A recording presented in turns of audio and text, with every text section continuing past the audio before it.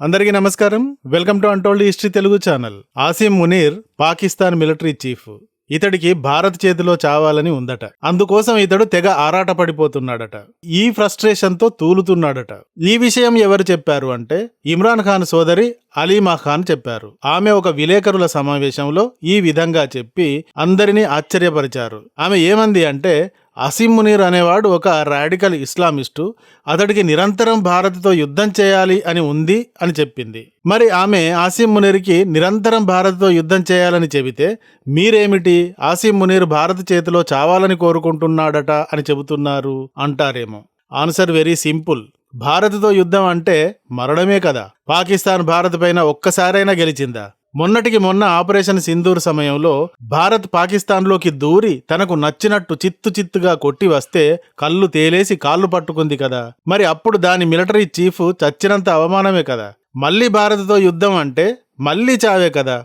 అందుకే అలా అనాల్సి వచ్చింది. ఇంతకీ ఇమ్రాన్ ఖాన్ సోదరి ఏం చెప్పింది, ఎందుకు చెప్పింది అనే విషయాన్ని చూస్తే పాకిస్తాన్ గత కొన్ని రోజులుగా ఇమ్రాన్ ఖాన్ గురించి తగలబడుతోంది కదా. నిజంగా ప్రపంచంలో ఉగ్రవాదంతో నిరంతరం తగలబడుతున్న దేశం ఏదైనా ఉంది అంటే అది ఈ లఫూట్ దేశం, పాకీ దేశమే. అందుకే ఇమ్రాన్ ఖాన్ సోదరి అలీమా ఖాన్ ఆసిమ్ మునీర్ ఒక ఇస్లామిక్ రాడికల్, అతడికి ఎప్పుడూ భారత్తో యుద్ధం చేయాలని ఉంటుంది అని చెప్పారు. గత నెల రోజులుగా ఇమ్రాన్ ఖాన్ గురించిన ఉనికి మాయమైపోవడం వల్ల పాకిస్తాన్ మొత్తం గోల అయింది. ఇమ్రాన్ ఖాన్ పార్టీ పాకిస్తాన్ తెహ్రీక్-ఏ ఇన్సాఫ్ దీని కార్యకర్తలు రోడ్డెక్కి మా నాయకుడిని చూపించండి, అసలు అతను బతికి ఉన్నట్టా లేనట్టా, చంపేశారా అంటూ రచ్చ చేయడం మొదలెట్టారు కదా. ఇమ్రాన్ ఖాన్ పాకిస్తాన్ మాజీ పీఎం అండ్ గ్రేట్ క్రికెటర్ కాబట్టి ఈ న్యూస్ వరల్డ్ వైడ్ గా ట్రెండ్ అయింది. పాకిస్తాన్లో నచ్చని నాయకులను అక్కడి మిలిటరీ లేపేయడం కొత్తేం కాదు. కాబట్టి అవునేమో నిజమేమో ఇమ్రాన్ ఖాన్ని మిలిటరీ లేపేసిందేమో అనుకున్నారు అంతా.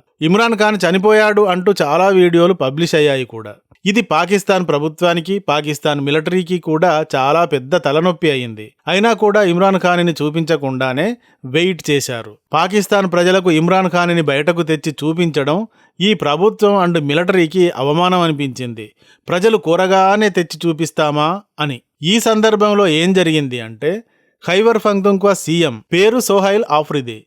ఇతను ఇమ్రాన్ ఖాన్ పార్టీ పీటీఐకి చెందినవాడు. ఇతను ఏం చేశాడు అంటే ఎంతగా గోల చేసినా, ప్రొటెస్టులు చేసినా, ఇమ్రాన్ ఖాన్ ముగ్గురు సిస్టర్స్ వెళ్ళి కోరినా ఇమ్రాన్ ఖాన్ని చూపించడం లేదు కదా అని ఇతను వెళ్ళి యుఎస్ ఎంబసీలో కలిశాడు. ఇమ్రాన్ ఖాన్ 2023 ఆగస్టు నుండి ఆడియాలా అను జైలులో ఉన్నాడు. మొత్తం 845 రోజులుగా అతను జైల్లోనే మగ్గుతున్నాడు. పైగా గత నెల రోజుల నుండి అతడిని ఎవ్వరికీ కలవనీయడం లేదు. మరి ఆసిమ్ మునీర్ అనే Pakistan Islamic radical military chief ఏం ప్లాన్ చేశాడో తెలియదు. అలాగే ఎవరికీ కలవనీయకుండా కొంతకాలం ఉంచి చివరికి లేపేయాలి అనుకున్నాడేమో కూడా. దీనిపైన బయట ప్రెషర్ పెరిగిపోయింది. ఒకవేళ అతను బతికి ఉంటే చూపించాలి కదా అంటూ. కానీ పాకిస్తాన్ మిలిటరీ చీఫే గాక అతడొక మతోన్మాది కనుక ప్రజల అభ్యర్థన వాడికి చెవిడివాడి ముందు శంఖం ఊదినట్టే అయింది. ఇలా లాభం లేదు అనుకుని చివరికి సోహైల్ ఆఫ్రిది అమెరికా ఎంబసీని కలిసి ఇమ్రాన్ ఖాన్ని చూపించే విధంగా ఆసిమ్ మునీర్ గాడిని ఆజ్ఞాపించమని కోరాడు. అమెరికా ఎందుకు ఆసిమ్ మునీర్ని ఆజ్ఞాపిస్తుంది అంటారా? ఆసిమ్ మునీర్ అనేవాడు అమెరికా బెల్టుకి కట్టిన పప్పీ లాంటోడు కదా. ఈ విషయం మనకు తెలిసిందే కదా. ఆసిమ్ మునీర్కి, పాకిస్తాన్ ప్రభుత్వానికి, ట్రంప్ కుటుంబానికి మధ్య వ్యాపార లావాదేవీలు ఉన్న సంగతి, ట్రంప్ ఆసిమ్ మునీర్ని యుఎస్ పిలిపించుకుని కడుపు నిండా భోజనం పెట్టించిన సంగతి, అలా చాలా రకాలుగా యుఎస్ ఆసిమ్ మునీర్ని తన పెట్ డాగ్ లాగా చూసుకుంది. సో మరి యుఎస్ ఆజ్ఞాపిస్తే వినకుండా ఎలా ఉంటాడు? చచ్చినట్టు వింటాడు కదా. ఎస్, అందుకే అమీర్ సోహైల్ కరెక్ట్ పాయింట్నే పట్టుకున్నాడు. యుఎస్ ని పట్టుకుంటే పని జరుగుతుంది అనుకున్నాడు. నిజంగా జరిగింది కూడా. అప్పటి వరకు ఎవరు ఎంత మొత్తుకున్నా, వీరంగం వేసినా జరగని పని వెంటనే జరిగిపోయింది. ఇమ్రాన్ ఖాన్ని ఆయన సోదరికి చూపించడానికి జైలు అధికారులు అనుమతించారు వెంటనే. ఇమ్రాన్ ఖాన్ సోదరి అలీమా ఖాన్ వెళ్లి తన సోదరుడిని చూశారు కూడా. చూసి బయటకు వచ్చిన ఆమె, మా సోదరుడు జైలులో బాగానే ఉన్నాడు గాని ఆయనను మానసికంగా ఆసిమ్ మునీర్ చిత్రహింస చేస్తున్నాడు. మా సోదరుడు ఉదార స్వభావం కలవాడు. భారత్తో కూడా శాంతియుతంగా కలిసి ఉండేందుకు, స్నేహ సంబంధాలను పెంచుకునేందుకు ప్రయత్నించాడు. కానీ ఈ ఆసిమ్ మునీరు పరమ దుర్మార్గుడు. ఇతడొక ఇస్లామిక్ రాడికల్, కంప్లీట్ ఇస్లామిక్ ఛాందసవాది. అందుకే అతడు భారత్తో యుద్ధాన్ని కోరుకుంటున్నాడు. యుద్ధానికి ఆరాటపడుతున్నాడు అంటూ మాట్లాడారు. ఈ అసీం మునీర్కి భారత్తో యుద్ధం చేయాలన్న ఉన్మాదం ఎందుకు అంటే, యాక్చువల్లీ ఈ మునీర్ ఒక్కడే కాదు, పాకిస్తాన్ మిలిటరీ చీఫ్గా ఎవడు ఉన్నా ఇలాంటి ఉన్మాదంలోనే వాడు జీవిస్తూ ఉంటాడు. అసీం మునీర్ చిన్నప్పటి నుండి మతపరమైన వాతావరణంలో పెరిగాడట. ఇతడి తండ్రి మత పుస్తకాలు వల్లెవేస్తూ మత బోధనలు చేసే టీచర్ అట. సో అలా మునీర్ మొదటి నుండే మతంలో ఊరిన ఊరగాయయ్యాడన్నమాట. అందుకే చూడండి, పహల్గామ్లో మతోన్మాద మృగాలు అమాయక హిందువులను చంపడానికి 4 రోజుల ముందు ఈ అసీం మునీర్ హిందువులు వేరు, ముస్లింలు వేరు, వీరు ఎప్పటికీ కలవరు, కాశ్మీర్ పాకిస్తాన్ జుగులార్ వీన్ అంటూ మాట్లాడాడు. ఈ టాపిక్ను గురించి మీ అందరికీ తెలిసిందే. దీని గురించి చాలా క్లియర్గా ఒక వీడియోను కూడా నేను చేశానప్పుడు. సో ఇలా అసీం మునీర్ అనే వీడు చిన్నప్పటి నుండే మతోన్మాదంలో ఊరగాయలా ఊరాడన్నమాట. తండ్రి మతబోధనలు నేర్పే కాలం నుండే ఖురాన్ మొత్తం కంఠస్థం చేశాడట. జియా ఉల్ హక్ కాలాన్ని పాకిస్తాన్ ఇస్లామైజేషన్ టైం అంటారు. అప్పటి నుండే ఇతడు ట్రైనింగ్ పొందాడు. పాకిస్తాన్ ఇస్లామైజేషన్ అంటే మరేం లేదు, భారత్ని శత్రువుగా ఇస్లాం ద్వారా చూపించడమే. అసలైతే పాకిస్తాన్ పుట్టినప్పటి నుండే ఈ భావన మొదలైంది. గజ్వాయే హింద్ అనే దాన్ని, భారత ఉపఖండాన్ని ముస్లింలు ఇస్లాం పాలన కిందకు తెచ్చే యుద్ధంగా లేదా ఆఖరి యుద్ధంగా చెప్పవచ్చు. ఇందులో పాల్గొన్న వారి పాపాలు క్షమించబడతాయి. సో పాకిస్తాన్ గజ్వాయ హింద్ కోసం ఈ లఫుట్ దేశం పుట్టినప్పటి నుండి ట్రై చేస్తోంది.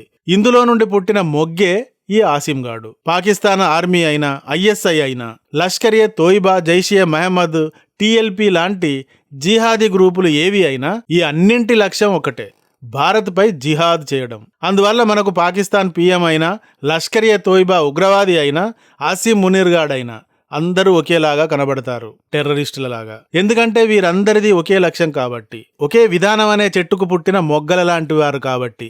మీకు ఇక్కడ మరొక మాటని గురించి గుర్తు చేయాలి.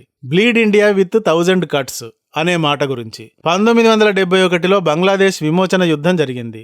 ఈ యుద్ధంలో భారత్ పాకిస్తాన్ని తుక్కు కింద కొట్టి మెడలు విరిచేసింది. 90,000 మంది సైనికులను బందీలుగా తీసుకుంది. పాకిస్తాన్ భారత్ పాదాల దగ్గర కూలబడిపోయి ఓడిపోయాను అని సంతకాలు చేసింది.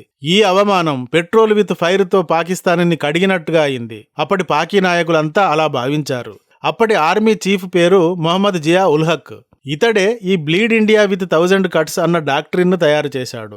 దీని ప్రకారం భారత్ని గెలవడానికి యుద్ధం చేయడం కాదు, ఇకపైన భారత్ని నిరంతరం గాయపరుస్తూ రక్తస్రావం చేయాలి. అలా దీర్ఘకాలం చేసి భారత్ని బలహీనపరచాలి. ఇదన్నమాట ఈ డాక్ట్రిన్ ఉద్దేశం. ఇక అప్పటి నుండి ఎవడొచ్చినా దానినే పాటిస్తూ ఉన్నాడు. అందుకని పాకిస్తాన్కి చెందిన ఎవడిని చూసినా, పాకిని ప్రేమిస్తూ ఇక్కడ ఉన్నవాడిని ఎవడిని చూసినా మనకు టెర్రరిస్టు లాగే కనబడతాడు. వారు టెర్రరిస్టు దాడులకు ప్లాన్ చేయడం తప్ప ఇంకేమీ చేయరు.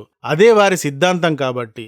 అందుకే మొన్న భారత్ ఆపరేషన్ సింధూర్ పేరుతో పాకిస్తాన్ని కుక్కను కొట్టినట్టు కొట్టి పడేసిన యుద్ధం అని యుద్ధానికి రాలేదు. వారిది టెర్రరిస్టు దాడుల సిద్ధాంతం కాబట్టి. ఇమ్రాన్ ఖాన్ సోదరుడు ఇమ్రాన్ ఖాన్ని అడయాల్ జైల్లో చూసి బయటకు వచ్చి తన సోదరుడు బతికే ఉన్నాడు ఇంకా అన్న ఉద్వేగంతో మునీర్ని ఇస్లామిక్ రాడికల్ అంటూ చెప్పారు. మా సోదరుడు అలా కాదు, స్వేచ్ఛావాది, భారత్తో స్నేహాన్ని ఆశించాడు. మునీరేమో భారత్తో నిరంతరం యుద్ధం కావాలని ఆరాటపడుతున్నాడు అంటూ చెప్పారు. అయితే ఆమె చెప్పిన యుద్ధం ఏమిటి అంటే, మునీర్ గాడి దృష్టిలో భారత్తో యుద్ధం అంటే చీకటి మాటున చేసే టెర్రరిస్టు దాడులే. పహల్గామ్లో చేయించాడు కదా, హిందువులను వేరు చేసి చంపించాడు కదా, ఇదన్నమాట వాడి దృష్టిలో యుద్ధం. కానీ భారత్ టెర్రరిస్టు దాడులను కూడా యుద్ధంలాగే ఇప్పుడు గుర్తించింది. ఎందుకంటే పాకిస్తాన్ ఉద్దేశంలో టెర్రరిస్టు దాడులే యుద్ధం కాబట్టి ఈ టెర్రరిస్టు దాడులను కూడా భారత్ ఇప్పుడు యుద్ధంగా తీసుకుంటోంది. అందుకే ఆపరేషన్ సింధూర్ని ఆనులో ఉంచింది. సో బ్లీడ్ విత్ 1000 కట్స్కి ఆన్సర్గా ఆపరేషన్ సింధూర్ సిరీస్ ని మోడీ గారి ప్రభుత్వం ఇప్పుడు సెట్ చేసి పెట్టింది. కాబట్టి యుద్ధం అంటూ టెర్రరిస్టు దాడులతో మళ్ళీ ఆసిం మునీర్ గాడు ఏమన్నా కెలుక్కుంటే అది అతడి చావుతో సమానమే అవుతుంది కదా. భారత్ పైన పాకిస్తాన్ గెలుస్తుందా చస్తుందా? ఈ వీడియో గాని నచ్చితే ఒక లైక్ ఇవ్వండి. అలాగే ఇంతవరకు మా ఛానల్ కి సబ్స్క్రైబ్ చేసుకున్నట్టయితే వెంటనే సబ్స్క్రైబ్ చేసుకోండి. ఇలాంటి వీడియోల నోటిఫికేషన్స్ కొరకు బెల్ ఐకాన్ని కూడా క్లిక్ చేయండి. Thank you for watching. జై హింద్, జై భారత్.